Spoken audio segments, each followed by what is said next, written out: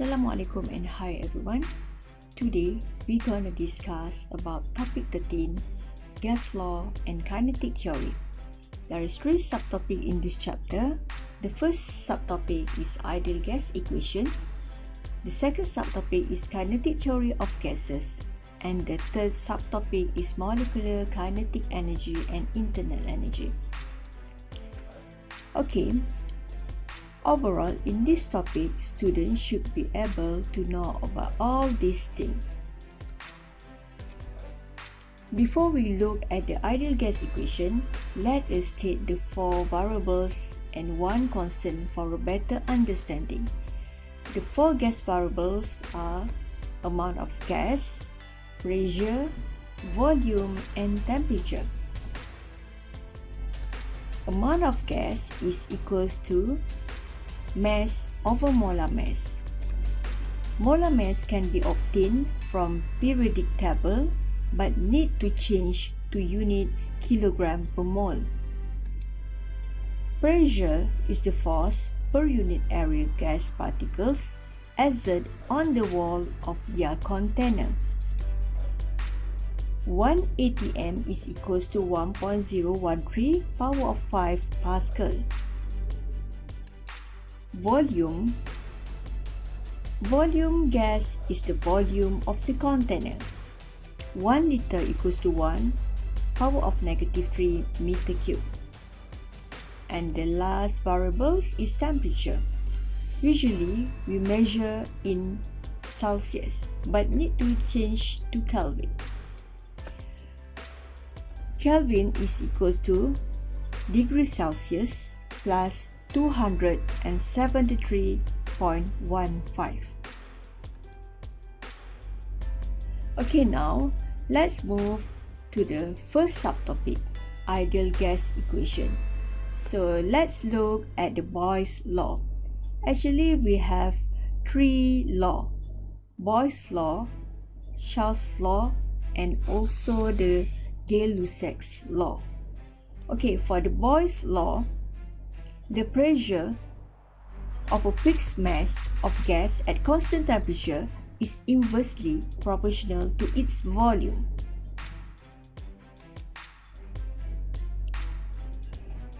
By increasing the volume, the pressure will decrease.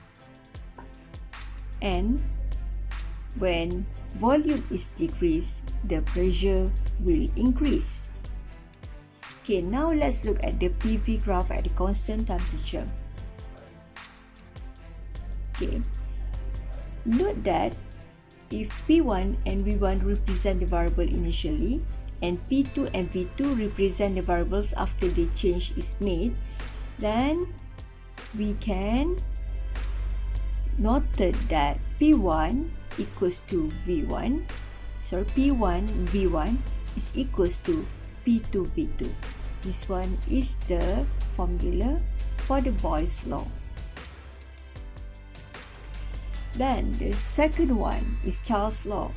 Charles' law is the volume of a fixed mass of a gas at constant pressure is directly proportional to its absolute temperature. When the temperature is higher, means that the volume will increase. So means that V is directly proportional with the T. Okay, and then if the temperature is lower, the volume will decrease. Okay, we can show the Charles' law in these 2 graphs. Okay, the first one is VT graph at the constant pressure. Okay, then we can see this one is the graph. Okay, the first one, and then the bottom one. Okay, the graph is intercept at -273.15. Okay, because V over T is constant, okay, means that we can write down V1 over T1 is equals to V2 over T2. And remember that V1 and T1 represent variable initially, and V2 and T2 represent the variables after the change is made. Okay, so this one is the V1 and T1, and this one is V2 and T2. And the next one is pressure law, which is Gay-Lussac's law. The pressure of a fixed mass of gas at constant volume is directly proportional to its absolute temperature. Okay, by heating or cooling a gas at constant volume, okay, it will change the pressure. Okay, when the temperature is higher, means that the pressure will increase, and then when the temperature is lower, then it will decrease the pressure. Okay, this one is the graph of Gay-Lussac's law, okay, which is P against T, which P is in Pascal and the temperature is in Kelvin. Okay, we can see that P is directly proportional with the T. And the bottom one also, we can see that the graph is directly proportional but intercept at the x-axis with the value of negative 273.15. Okay, because P over T is constant, means that we can write down P1 over T1 equals to P2 over T2. Okay, and remember that P1 and T1 represent variable initially, and P2 and T2 represent the variables after the change is made.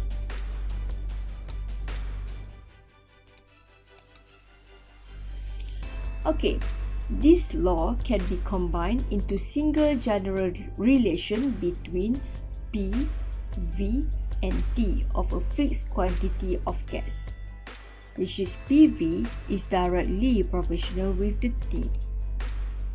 In mathematic form, we can write down PV over NT equals to constant. Okay, means that 1 mole of any gas at standard temperature and pressure STP, which is 273.15 Kelvin, 101.3 kilopascal, and the volume 22.4 liters or 22.4 decimeter cube. Okay, so PV over NT equals to constant, and then we substitute all the values. We get constant equals to 8.31 joule per Kelvin per mole. This value is found experimentally same for all gases, and we call as molar gas constant. Okay, and we noted as the big R or capital R.